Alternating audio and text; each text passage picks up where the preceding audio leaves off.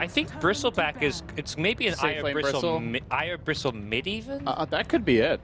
Omni offlane, but Omni offlane is not going to have a good time here against PL Dazzle. Well, insta PL pick, and there's your diffusal buyer right there. Like, this is, it's not even, I feel like LGD wanted this hero regardless because they picked it up so quickly. It happens to work out even better here. Yeah, they banned the Shadow Demon, but like, it has the purge against the Omni Knight, and they do need a secondary support. Good synergy between Shadow Demon Dazzle with Disruption, Shadow Wave, but... That Ember could have been really nice, counter to the illusions. Gyro's already banned out. They need damage output. Like, you've got Wyvern, Ire, Omni Knight. No damage from these three defensive heroes. Even Bristle, like, he has some right-click damage, but if he's getting kited and the Shadow Wave, the Weave, it's all physical. You need... I mean, it's not a Naga, right? It's got to be something else here. Lina mid, maybe? Or Zeus? Zeus feels a little... Well, I guess he's got a lot of peels to back him up. I mean, Lina to me seems like one of the better picks here as far as damage output goes, but the QO Slark, another classic, so they're going with their kind of more comfort zone It's picks. a rare game where Slark isn't terrible, because I feel like every game now we see some massive combination of AoE heroes. Queen of Pain, Shadow Fiend, if ever not banned, Lashrak, of course Gyrocopter. That's where Slark really feels like he's fallen off. Just too many heroes that can damage him even when he's in the ultimate. But there's only Shadow Fiend right now, and they've already picked up the Dazzle as a support, so this could be a game where Slark gets out of control, and I believe MVP had a really nice showing with the QO Slark in the wildcard qualifier in one of their games. So... It's a playmaking hero. Yeah, and LGD, their last pick will probably be geared up for dealing with this. Get something like a Lion or a Sand King, get an AoE stun, get some control and lockdown. Sand King, now there's a hero I haven't seen in a long time. Well, Lina, not bad. I mean, tons of damage output here, and Jiawei just loves it. So. And it's AoE. AoE versus the Slark, always nice. And you can just burst the Wisp if you get the finger out. Yeah, and having magic damage against the Wyvern, the Cold Embrace, also goes a long way, so... A good hero, and a hero that they will probably... I mean, Zhao 8 generally becomes kind of the actual 3-position player as far as farm priority goes, so you get an Aghanim Scepter that's good against the Bristleback with the pure damage. It's just a nice pick. KP! So he's going mid on the Omni and then safe lane Slark, I'm guessing? They actually run Slark mid time to time. I guess it could be 2 dual lanes and then an Omni solo safe. I almost feel like... Slark is not going to have fun 1v1 against Shadow Fiend. Io is going to have to help out whoever's going mid, and I think... You could just solo Bristle off lane and do like a Slark Wisp mid. That wouldn't be terrible. Omni, KP has occasionally gone off lane when March has played like his Warlock. March plays the Bristle... I mean, it's not the only Bristleback on the team. It's not the most complicated hero. I feel like it could be Io, Bristle mid, and Omni in the off lane, but... We'll have to wait and see. KP's kind of gone for more... I mean, he's gotten the Mango. This isn't... This is... Could be offlane items. Yeah, it looks like more of a self-sufficient build, not trying to get an early Soul Ring out or anything like that. If he was going mid with the Wisp, he probably wouldn't buy these items. It looks like QO with the Poor Man's Shield Salve is going to... I think he's going bottom, and then... Okay, so it looks like Bristle may be left to his own top. If March really needs help, he'll get it, but... Most likely it will be the dual lane mid and then a dual lane bottom, so... And we saw last game how powerful Wisp rotations can be, so you can start off the Bristle solo, but have a surprise Wisp rotation, and suddenly you think you may be going for a kill, and it gets turned around by the Io showing up. And Io gets a whole lot stronger when he's level 2, level 3, you get points in overcharge, you get the spirits out. So maybe they leave March solo and then just have a surprise gank from the Wisp. Let's get into it. MVP searching for a win here to prevent LGD from completely overrunning Group A. If they can win this game, LGD stays well within the pack, and by no means is a guarantee to be top 4, but based on how well LGD's been playing to date, it feels like they're a strong threat at this point. LGD Dire side, they opted for first pick again, and I have to say, guys, there has been an emerging and consistent trend, at least in all the games we've cast, of teams always wanting first pick. There was a handful, I think we had one team that wanted Radiant the other day, but as the team that won the coin toss, but by and large it has been, if you have the won coin toss, you get first pick every time. I think first picks had more success than the Radiant side for them. I'll be curious to see, especially towards the end of the group stage, and looking at some of the closer games maybe, like taking out some of the top teams versus bottom teams games. But we'll see how things develop here. For now, Omni Knight, very self-sufficient, as you mentioned, with this item build. That means they can kind of leave him solo. Wyvern can help out mid, can help out top. Both Wyvern and Io are very free to move around the map, stack jungle camps in the case of the Wisp, and Omni Knight should be just fine 1v1 against the Tusk, kind of like we saw last game with the Darkseer. He's a really strong melee versus melee hero. He's got 5 base armor, and he's always got the heal to trade blows. So if you ever start to lose an engagement, just pop your pure damage heal, and you're almost guaranteed to be on top. Even at level 1, it's 180 HP swing. That is a lot. Yeah, KP's zoning while not missing a single last hit so far. So this is really good laning coming out from the Omni Knight. I think this is basically the dream. Now wait, oh no, he's gonna that ward like on top of Lina. Yeah, that was weird because he already had gotten auto attacked. It was like right as he planted it. Bit unfortunate. Yeah, I think he probably already clicked it and didn't end up canceling. Well, not ideal. Xiao 8 was ready. I think just sitting here to protect maybe more so than to block the Nuts rotation, but as it turns out, that was exactly what Nuts wanted to ward. Bit unfortunate. So, I think that the laning setup is pretty strong for MVP. The fact they can get away with freely just stacking their jungle. The mid lane, QO should... I mean, he's got both supports dedicated to helping him, which is... This is standard MVP, you know? I mean, it's not necessarily like the... I mean, this is the MVP style. Like, protect Q in the mid lane, leave KP alone generally. Like, normally, when he's playing Naga, the problem is you can't just leave him to solo. But he's been playing Gyrocopter a lot. He's played a game of Razor. When he plays these heroes, they much more prioritize. Oh, they want Xiao Wei. They go in with the leap, then the tether slow comes through, but Xiao Wei has the stun. And they need to be careful. The double raise. Wow. This could be a twofer, and maybe he's going to get the double kill. All of that good laning setup gone in a flash. That was an extremely risky go by MVP. Yeah. They knew the Lina was there. They knew the Shadow Fiend could rotate, and they just thought they could get the pounce. But even if they hit the pounce... They have no extra damage. I think at best they walk away. They're not getting the kill there, and, well, we saw what happens at worst. Level 2 Slark, they didn't have Wyvern with them, and even if they did, Arctic Burn was still on cooldown, so... Yeah, it's only a level 1. Level 1 pounce does no damage. It does 50 damage. That is beyond insignificant. And now maybe has 17 souls, and... I mean, he can just go in. If the Wisp runs to auto-attack him, he could just dive. Speaking of going in, that's what March wants to do here. He has the DD rune. He wants to get close on somebody and then start auto-attacking them only when they're low. So he doesn't draw the Taro aggro, but March just spamming up the quills. They've decided to move Febby here, trying to take advantage of this top lane.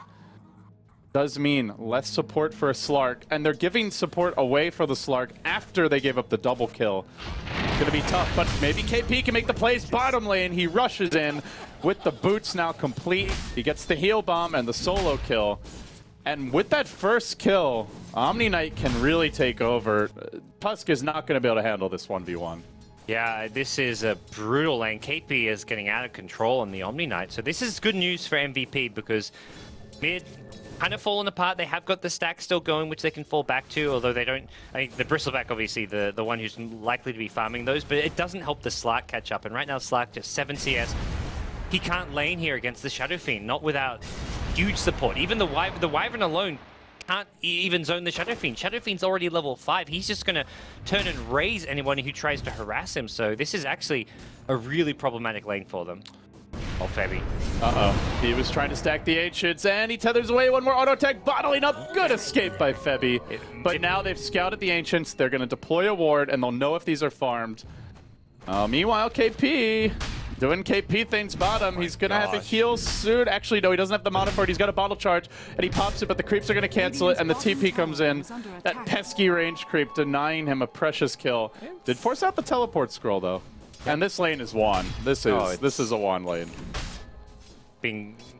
It's one of those fun things where you can like play a safe lane solo that has that huge advantage in lane, and it's something where LGD run a lot of weak offlaners. Yao is often playing heroes like Tusk and Earthshaker, which there's a lot of bad 1v1 matchups for these heroes that you can look to exploit. So I like that MVP have done this. Doppelganger backed by Sylar, healed up by MMY.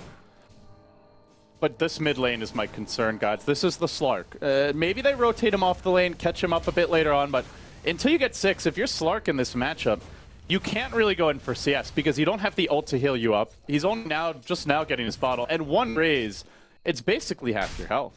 It's beyond impossible to CS. Even under his tower, normally Q has been getting denied. He manages to combo together last hit there, but You can see Shadow Fiend has more denies than Slark has denies and last hits combined. They make their going Yao, and he's got nothing to snowball to. Oh, he snowballs forward. The heal isn't going to connect, but they drag it back. But with the Shadow Fiend rotation, they're actually going to have to run from this. They may even end up finding a kill here on KP. Maybe looking, there's a repel just available. Yeah, if he'd held the heal or cancelled it. Well, that's still big for QO, though. Now QO gets a couple of CS. He gets a little breathing room. That's a good point. That's really handy for him. And that's the big thing here. QO is probably like, I'm struggling, I can't farm, but where do I catch up? He can't farm jungle stacks. He's a Slark. He can't, I mean, he could say, oh, give me the safe lane, but then KP can't lane against the Shadow Fiend either, so at that point, KP's going to have nowhere to go, so it's kind of like they had to tough it out. That rotation from Shadow Fiend, though, does help out a little bit, but see if QO can continue to find the catch-up farm he needs. And he also gets a rune because of that. Otherwise, maybe we see LGD grab both runes, but that they're only going to get the bottom, which was a regen. The dream Shadow Fiend game. The early double kill, the max souls as soon as possible, and now free farm for maybe. Now he's going to be a beast. And looking at the jungle, you already see a triple stack coming out for his big camp.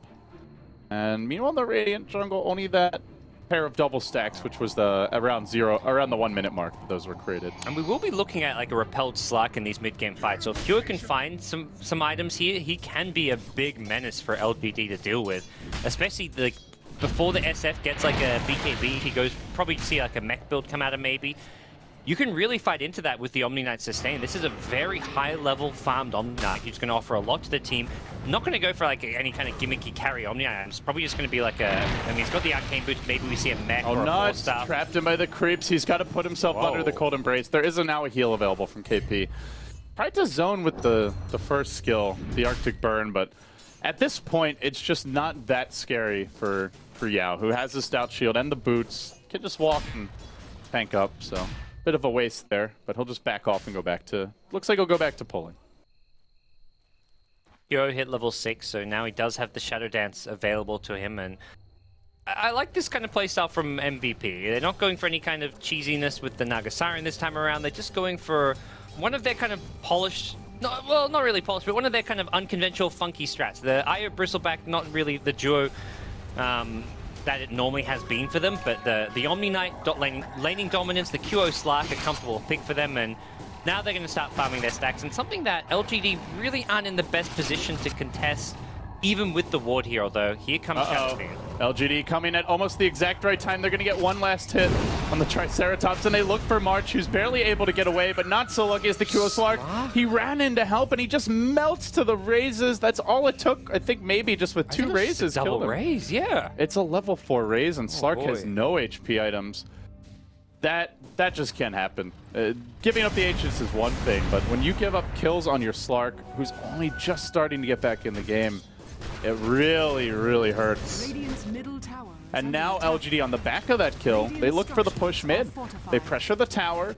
Omni Knight, the one hero who could really do a lot in an upcoming fight, as March goes on to Sylar. He'll doppelganger back, but March is going to pursue. He's going to force something, punish this push on the mid lane, and he's going for it fully. Snowball to turn this one. March, might have gone in too deep. The heal comes out. He continues to quill up. Punch him. Walrus punch, not enough. Meanwhile, Febby dies mid. It's 2 more kills going the way of LGD, and Nuts is going to be next, maybe just trucking his way through this middle lane. He says, I want the tower too. You best back or I'm going to take you down again, QO. Oh, sheesh. You look back at that early double kill, totally avoidable for MVP, and ever so costly. Now they've got a 6k net worth Shadow Fiend who has a completed mech in his stash at 9 minutes, just waiting, and that's going to take away everything the Bristleback brings to the table. You look at the Omni Knight, he's dominated his lane, he got a solo kill, and he's 2.5k net worth behind the Shadow Fiend. This has just been a stellar performance from Maybe, and he's had a very easy lane. Laning mid against the Slark, that is like the dream lane, and he's had the support from Zhao Wei to help deal with the Wyvern, to help deal with the Wisp in the lane. So it hasn't been Maybe just all on his own making this happen, but it's been a very good showing from him so far at TI5.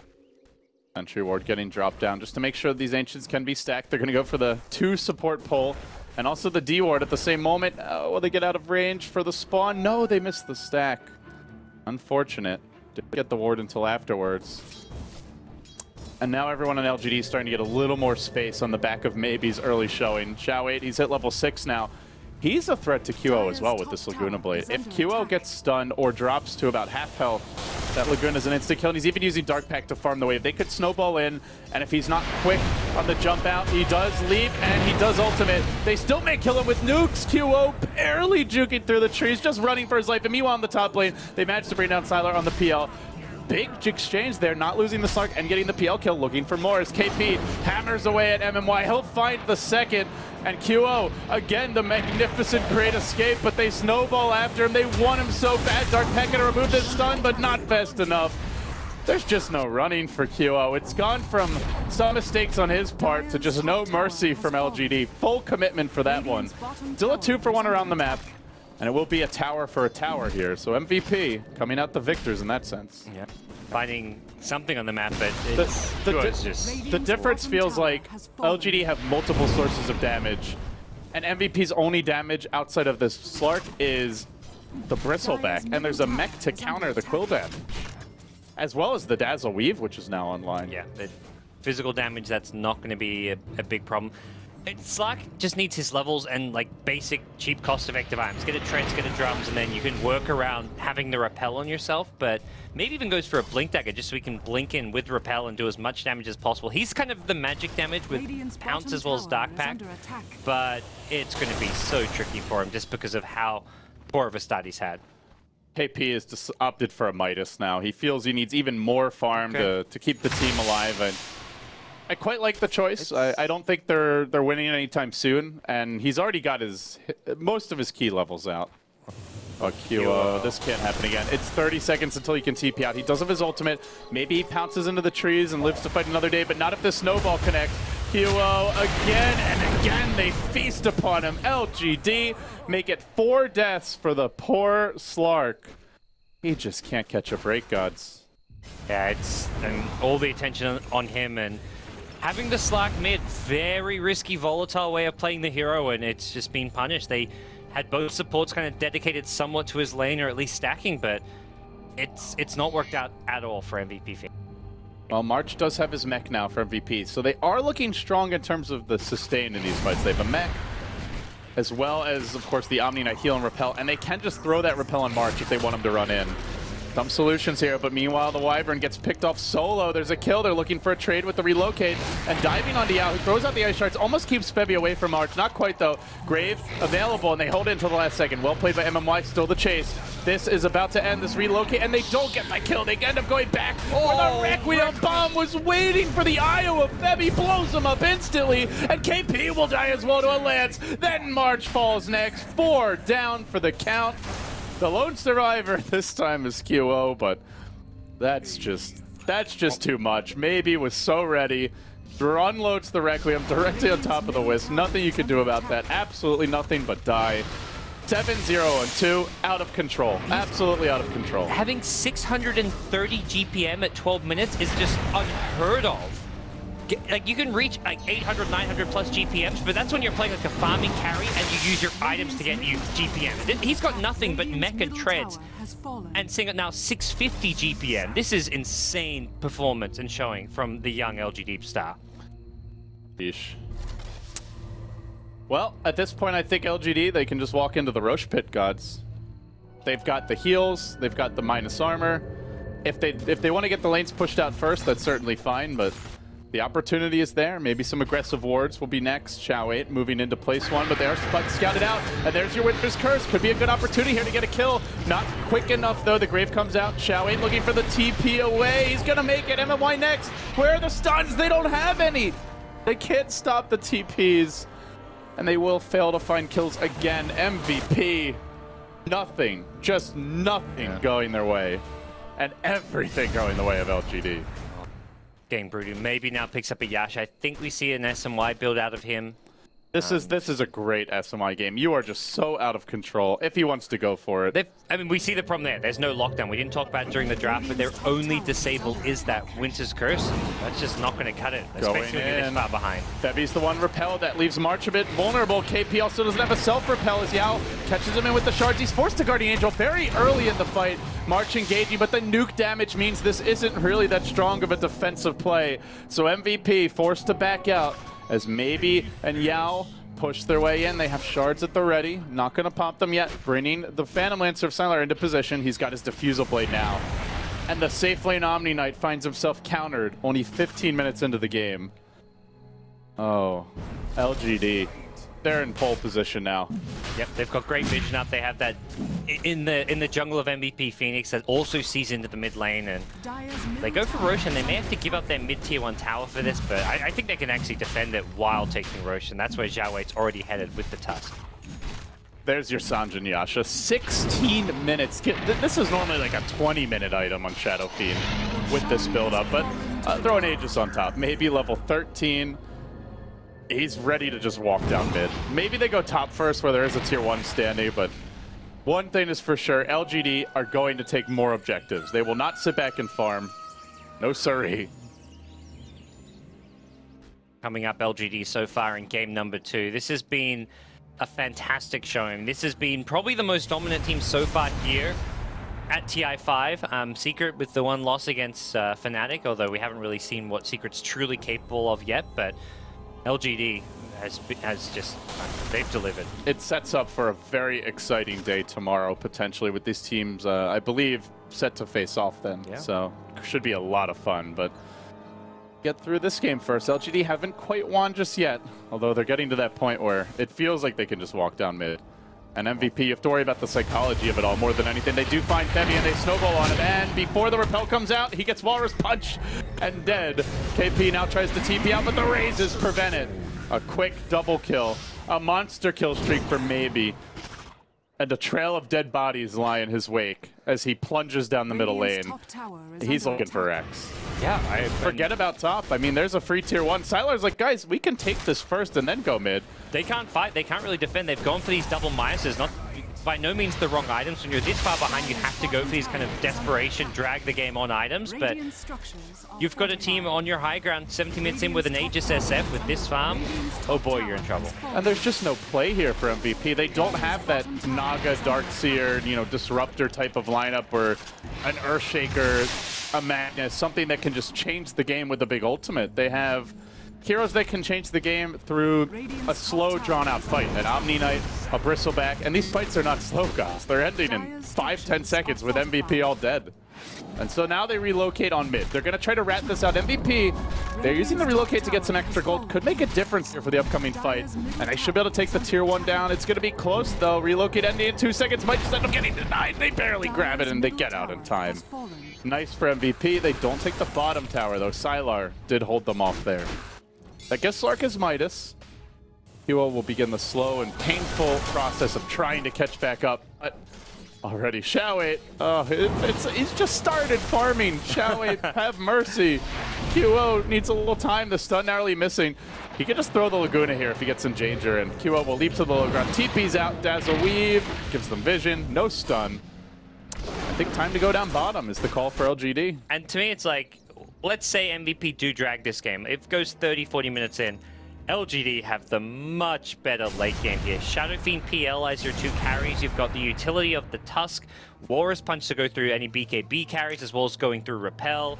Dazzle is an insane here in the late game with Weave, Grave, Shadow Waves, whatever it may be. Lina scales amazingly well in his farming items as well. So MVP don't even come close to what LGD's potential is in the late game scenario. The only chance MVP have, like, in the mid to late game is hitting an insane Winter's Curse where you get, like, Shadow Fiend next to a PL and one of them kills the other or something, but LGD could just fall back and farm for 20 minutes. By no means do they need to. They want to end this game as fast as possible and get on with it. Oh, they're going to go in March. He turns his back. The Wiz comes in. They even put him under, courtesy of the Cold Embrace, and they will keep him alive for now.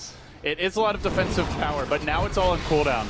And they're walking in again and working on the tower. Maybe take some damage. March continue to keep his back turned as he looks to stall out this push. And LGD with some sustainer of their own from the Dazzle, the bottle charges keep on pressing in. This is giving QO time. He's split pushing top gods. He's looking to make space for his team. And LGD, they decide we can't do it just yet. Let's push out the lanes, farm the enemy jungle a bit more. There's the Dazzle drums, just another utility item.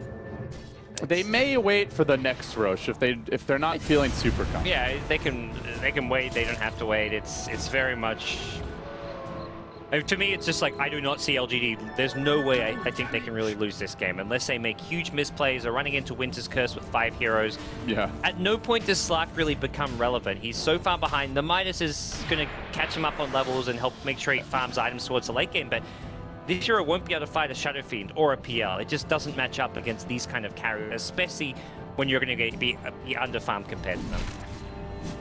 And on top of that, there's Alina in the picture with an Aghanim's Laguna Blade coming, at which point you're always going to lose about half your health off the bat. Even if you're a Pelder, he's not guaranteed to stay alive. Nuts. I just wanted to ward, but not going to happen. He puts himself under with the Cold Embrace, but only delays the inevitable here as Yao continues to go to work. Another Ice Shards, a heal. MMY says, I'll take that. Another kill for LGD. Make it 15-3 as they continue to just starve out MVP as much as possible.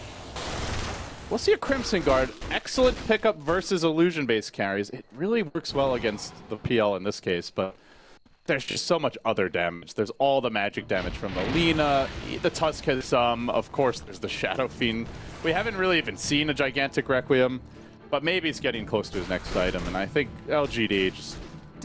If they don't push now, they will be pushing within the next 5 to 10 minutes for sure. Yeah. I'd love to see maybe just like pick up a Deso or something, go for the all-in push, but I imagine he'll go for something safer, and it's going to be Butterfly. So making sure he can go well into the late game, and at this point, Butterfly, SMY, and the next Aegis is probably going to be a lane of Rax. There's going to be a bit of a skirmish breaking out here, though. Yao's in fairly deep. He's got a blink available. VP, they are lacking a bit on catch. We've talked a lot about it today. We've seen some drafts. IG comes to mind in the first series gods where they just didn't pick any stuns or lockdown, and it feels in general that those types of drafts are not working. There was the EG Clinks game the other day where they picked Clinks and they had 0 disables to set them up. They have Winter's Curse. That's it, and it's an ultimate. I wouldn't say it's the only reason they're in trouble here, but it just makes it harder at this stage of the game where you don't have a comeback mechanic the way like a team with an Earthshaker or a Clockwork might. Yeah, I think it's especially for a team like MVP. They're going to look for maybe. He's Requiem. He's going in on 3. And with Yao waiting in the wings, they'll find the IO. They want March as well, but he's got the Crimson Guard. He's tough to deal with. March will chase, but the Sigil covers the path of retreat. If they don't kill this thing off, there's no way they're catching maybe. And backup is coming, and they need to run now. But March is the one who's suddenly turned upon. Xiao 8's got his Laguna Blade. QO's the obvious target here. KP joins the fray. March trying to duke it out. Sylar joining, and there's the Diffusal Blade. Right, the Omni Knight ult comes out, so March will get a little bit of sustain against this physical damage, but it's not going to help against the nuke. Xiao 8 zaps him. The Laguna coming just before the Aghanims is delivered, and now they look for more of the snowball towards the well. Here we go. Okay.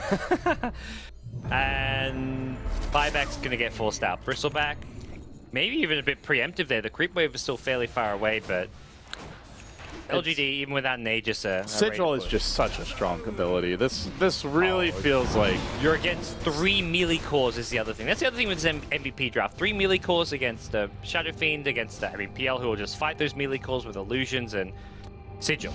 It's problematic. Normally Bristle is sprinting after you, but there he was like strolling in the general direction of LGD. And now it's just waiting for the Roche, it seems. LGD, Roche to respawn in 2 minutes. They got a little bit of waiting time, but they'll keep the lanes pushed out. Top lane is already being pressured. The jungle's occupied. The Dire vision is good here. They've got a nice aggressive Observer Ward planted, and they'll just wait for this next Aegis, and then the high ground siege likely to commence. It just doesn't feel like there's options for MVP. It's not even, like, you ask the question, what can MVP do? And it's... There really isn't comeback potential with this draft. The nature of this was very much... I mean, they were never going to dominate the lanes. Like, having a Slark mid was always going to be a weak point of their lane. They wanted to win the safe lane. The IO was meant to have a pretty big impact from like 5 to 15 minutes, helping the Bristleback find kills, and then the Slark maybe trying to get some punish onto the SF. But their mid game, well, their like early to mid game was just not happening. The big area where the Wisp also feels a little underwhelming compared to what we saw earlier today is they didn't have an amazing hero to take advantage of it as far as farming. Like, you have the Bristle for Ancients, but he doesn't really need a Wisp to farm those. It just makes it a little bit easier. Whereas you look at like some other heroes that we've seen, Axe is a good example that comes to mind, or even someone like a Tiny, a Sven where they really need the Wisp to farm stacks efficiently and take advantage of it. And it just doesn't seem like something MVP's draft was able to utilize. Cure so deep behind tier 2 towers. It's still a tier 1 bottom up, by the way. Well, he's going to pay for that. Pops the ultimate, maybe leaps enough TPs away. Oh, Sylar's waiting. Almost gets him. He's got to take these risks, though. QO needs to be putting pressure on the lanes. He's got to slow the game down. Yeah, that's the right kind of moves from QO. I mean, you're in desperation time. That's one of the few moves you can do. You look at this draft, you look at what your opponents have, a Shadow Fiend and a PL who are at no stage of this game do you really feel like you're ever going to be able to fight if you're QO. You gotta play this just, I mean, Eternal Envy calls it like suicide pushing, where you just push a lane until you die and just hope for the best. And that's not even really pushing the lane. He was creep skipping past 2 towers in the bottom lane, but that's like one of the few options he has. Another Walrus punch. QO this time may not be so lucky. He's got no ulti, and Shao Wait will finish him off. Collects his kill, and when a Slark is behind, this is where Lina gets very scary and tough to deal with. If he's ahead, he maybe has a big item at this point. Perhaps he can come out on top, even find solo kills, but Slark is just not a play from behind hero. Yeah. Roshan has respawned, so LGD probably just going to be eyeing that off and look to play into a 5-man push off of it, but now they have to worry. I mean, this split push is, at this point, it's not threatening. It's not like the game against IG where it's IO tiny and something like we have to make sure we're in a position where we can TP back and defend. Here, it's like they're not really split pushing. They're more just farming wherever LGD are not defending. Here comes the push. No mana on March. LGD really don't feel they need it, and well, with an Alpha Wolf here next to maybe the Dominator up, he's hitting for almost 300, actually a bit more damage. Each auto attack 320 as they continue to go on to March. Even through the Bristleback dropping low, they managed to pick up the Wyvern here just from PL land spam, and the Laguna comes in. They're forced to defensively relocate out, which frees up LGD to go right onto the tier 3 tower, looking for the 2-0 win and 10 points in 4 games. Nearly a flawless opening, just that one lost game to IG thus far. MVP, they need a miracle. They need more than a miracle to have a chance in this. They haven't even scratched the LGD heroes. They do everything they can. They buy back the Wyvern. LGD, I think they just go rush. They're like, we could probably end the game now anyway, but why even take that 1% chance that we have a terrible fight and we throw the game? Yeah, Zhao TP's back to base. That's just buying up some items, and I want a Shadow Blade, or maybe a Glimmer Cape. Yeah, I thought Glimmer Cape, but then he has the money for it and he's not buying it, so it looks like it will be a Shadow Blade. Saying I want to play a core style lane. It's good to hunt a split pushing Slark, actually. Normally you don't really see it on the support lane, but you're playing Yao kind of transitions into that support in the late game often, so you can see the difference in, like, say the Yao build versus the Z Freak Tusk that we were looking at for complexity, where he's getting a Desolator, an upgraded Silver Edge, and he just wants to one-shot people and play the carry role. Solar Crest and is the utility. Glimmer Capes, that's the kind of items you see out of Yao. Blink Dagger, of course, this game. And if he tried anything else, Shao Wait might slap him. It's like, you get these utility items, I'm the one who's going to get farm and carry. March just standing here, but while he's... Oh, March is like, okay, I'm going to stand here and turn my back to them, and then maybe says, great, I'm just going to kill your Wisp instead, and then we'll deal with you if you dare to stick around. They do get a great Winter's Curse off, though, but Yao's brave. The Winter's Curse canceled by a beautiful timing play by LGD. They finally bring down Yao, but it's right as everybody's forced back to the well. The Omni Knight don't even deploy. They only get a Tusk out of this exchange, and they lose the Rax. With the Aegis still online, maybe is more rich than anybody in the world at this point. He's richer than God. He's just going to go down to the bottom lane, work on a second lane of Rax. Both cores at full HP in their prime and looking for kills. If anybody takes a foot forward, they'll move on to the bottom lane of Rax. MVP, desperate for anything, might as well just run in and fight. You're not winning this one by stalling at this point. The Rax are dropping. Shelly didn't get annihilates Nebby. This Wisp just can't survive for long. Now he's starting to toy with the Shadow Amulet. March looking for the kill. Does manage to bring down the Lina, but March will pay with his own life soon enough to a flurry of PL Spears. The next kill, the Omni Knight chunked down by maybe. GG any second, it feels. Sure, you've killed the supporting cast. You can't even scratch the cores. They still have an Aegis, so maybe. Sylar's here just playing support, really. That's how gigantic the Shadow Fiend is. I never thought I'd see the day where Sylar is not the hero for any team he's on, gods, but maybe is that hero. This guy, I think he's going to be the story of TI. No matter how anyone else does, you look at the players coming into this event, the only other player who has a similar level of experience is probably Sumail on a top team, and maybe is just playing on a different level from anybody else.